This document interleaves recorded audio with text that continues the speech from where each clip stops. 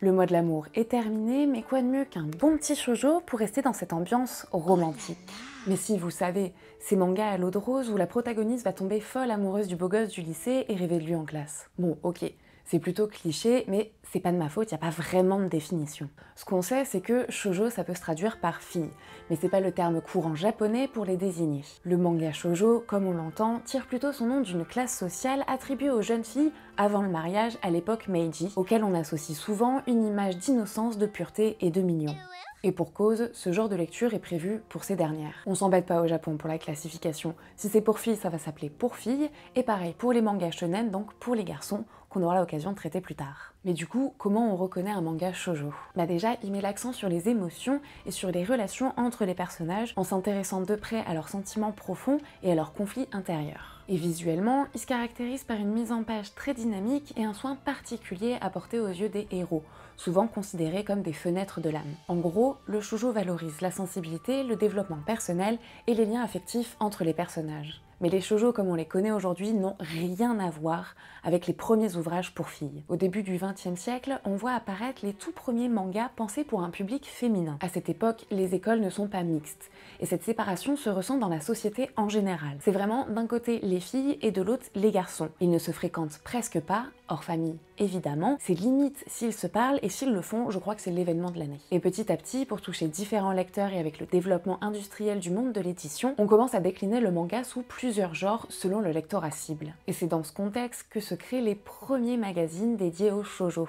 Le Shoujokai en 1902, Shoujo Gao en 1912 et finalement Shoujo Club en 1923. Cela dit, dans ses premières publications, le manga ne représente encore qu'une infime partie. L'essentiel est occupé par le shoujo shosetsu, des romans à l'eau de rose et des poèmes illustrés. Et on s'en doute, mais le milieu de l'édition reste majoritairement masculin, ce qui fait que les femmes autrices ou mangaka peinent à se faire une place. Mais heureusement, on trouve tout de même quelques autrices emblématiques de cette période, dont Nobuko Yoshiya et son recueil Hana Monogatari, qui introduit les histoires Eizu, centrées sur les amitiés romantiques féminines. Pour autant, ces histoires illustrées ou non, jettent les bases sur ce que deviendra plus tard le shoujo manga.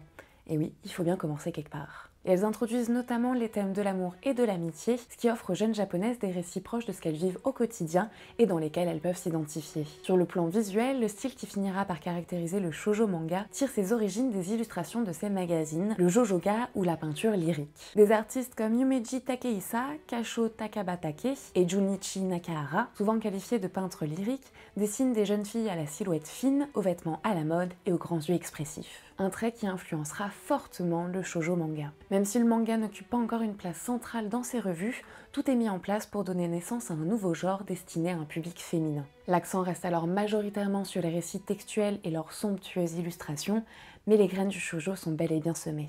Jusqu'au milieu du XXe siècle, le manga est en général utilisé de façon humoristique et n'a pas la place qu'il occupe aujourd'hui. Alors pour ce qui est des premiers shoujo, il faut attendre vers ces eaux-là pour que ce genre, qui n'en est pas vraiment un, se démocratise réellement. L'un des premiers shoujo connus à ce jour, Tonda Ane Kojo, est publié pour la première fois en 1928 dans le supplément Jiji Manga. Dessiné par Kitazawa Rakuten, le récit présente une jeune fille audacieuse, espiègle et délurée, avec un côté garçon manqué. Et le mouvement s'intensifie avec les années et se développe notamment avec le travail de Katsuji Matsumoto comme Kurumi-chan, publié à partir de 1938.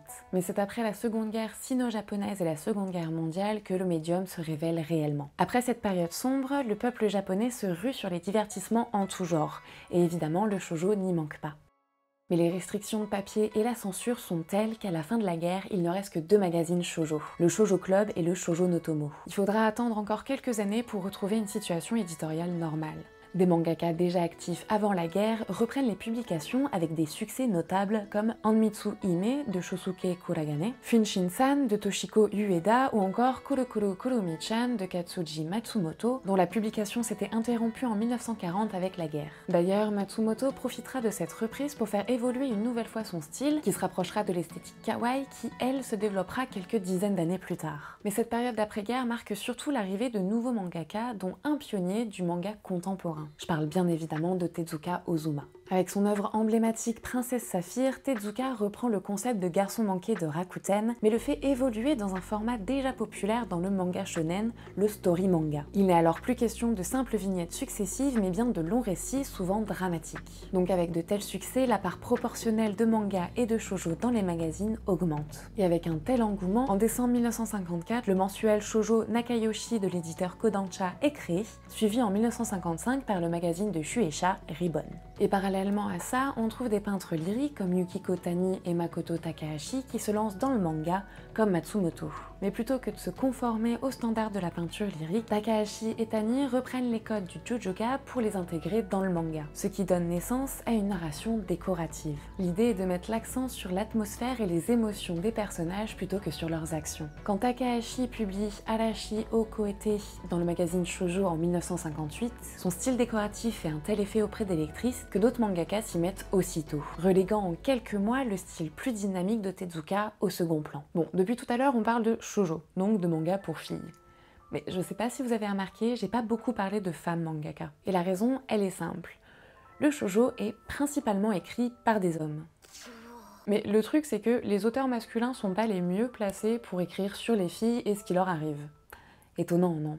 Alors évidemment, il y a déjà des femmes mangaka, comme Hideko Mizuno ou Masako Watanabe. Mais en général, elles sont publiées dans des magazines de location peu coûteux, des kashion. Mais l'arrivée de plus en plus d'autrices dans les années 60, de par la mouvance des mœurs, permet l'essor des histoires d'amour, un genre que les auteurs masculins n'osent pas vraiment aborder. Jusque-là, c'était essentiellement des récits d'aventure centrés sur des jeunes filles. Et les services éditoriaux des magazines se rendent rapidement compte que les œuvres faites par des femmes sont beaucoup plus populaires que celles des hommes auprès des lectrices. Étonnant, non? Mizuno est d'ailleurs la première à adapter des films romantiques hollywoodiens en manga, appelés Roma Kome, qui mettent en scène de très jolies héroïnes inspirées d'actrices ou de mannequins occidentaux dans des décors européens ou américains. De son côté, Yoshiko Nishitani propose un autre style centré sur de jeunes japonaises au quotidien beaucoup plus réaliste. Amitié, famille, école et bien sûr amour. On parle alors de Rabu Kome avec par exemple son manga Remon to Sakurambo.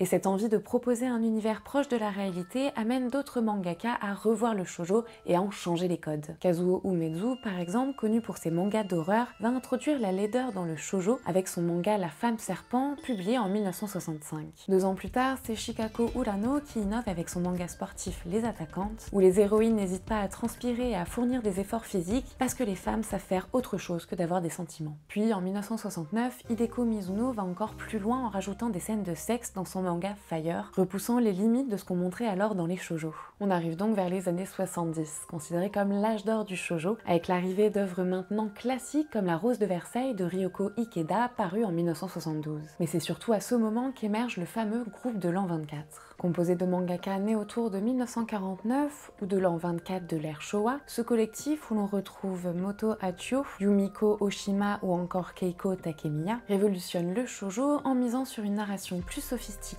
et un style visuel novateur. Elles utilisent des mises en page plus libres et plus lumineuses avec des cases irrégulières et des textes alternant entre bulles et monologues extérieurs. Des traits plus fins et plus légers et des visages d'une beauté frôlant l'exagération. Elles intègrent aussi des thèmes comme la science-fiction, la fantasy ou le manga historique, en gardant comme lien principal l'amour. Grâce à cette approche psychologique et littéraire, le shoujo manga commence à attirer l'attention de critiques reconnus, donnant au genre une véritable légitimité culturelle. Le succès du groupe de l'an 24 tient justement au fait qu'elle s'éloigne des recettes trop commerciales, en approfondissant autant l'aspect psychologique que l'apparence physique de leurs personnages. Elle crée donc un shoujo plus humain, plus réaliste, où les relations sont traitées avec une nouvelle sensibilité. Après un pic de popularité dans la seconde moitié des années 70, c'est ce style qui deviendra une référence importante dans le shoujo, notamment comme l'une des racines du phénomène kawaii qui finira par s'étendre dans toute la société japonaise. Après les années 80, on voit plus d'évolution que de révolution dans le shoujo. Et aujourd'hui, il continue de s'étendre avec plein de sous-genres. Comédie romantique, drame, surnaturel, fantastique ou encore school life. Des œuvres comme Fruit Basket de Natsuki Takaya, Sailor Moon de Nako Takeshi ou encore Nana d'Ai Yazawa ont charmé des générations de lectrices dans le monde entier. Bien que le style et les histoires aient changé, la recette magique reste la même. Offrir des histoires qui parlent et plaisent au public en répondant à leurs envies, même si parfois le scénario s'éloigne un peu de la réalité. Si vous avez aimé cette vidéo, n'hésitez pas à mettre le petit pouce en l'air, à vous abonner en activant la cloche et je serai ravie de lire vos avis dans les commentaires et dites-moi si vous avez un shoujo préféré. Bye bye!